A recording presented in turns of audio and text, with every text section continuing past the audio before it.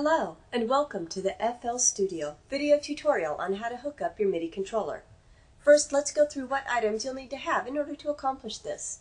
A MIDI-capable controller, such as a keyboard.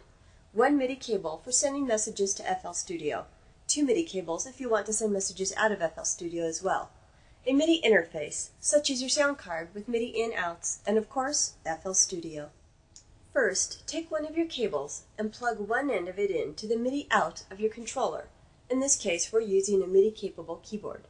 Take the other end of that same cord and plug it to the MIDI in of your sound card.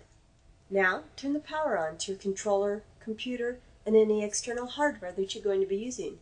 Then, start up FL Studio. Go to the top of the FL screen and open MIDI Preferences, located in Options, MIDI Settings. Or you can just use F10 on your typing keyboard. In MIDI settings, you will want to choose the sound card MIDI interface that you will be using. This will be different for each person depending on what sound card MIDI interface you have. For remote control input, select the appropriate sound card MIDI interface that you are using. For controller type, select generic unless you have one of the interfaces listed and are planning to use it as your controller. Now, under Options, make sure there is a check mark next to Enable MIDI Remote Control. You should now be ready to control FL Studio with your controller. Push a key on your controller. You should hear a sound.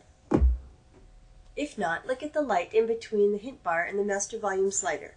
It should light orange if messages are being received by FL Studio. If not, make sure you followed all the instructions properly.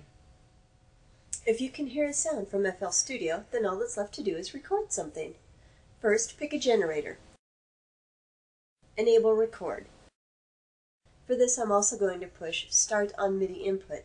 That will make it so FL Studio doesn't record until I start playing. Then, push the play button.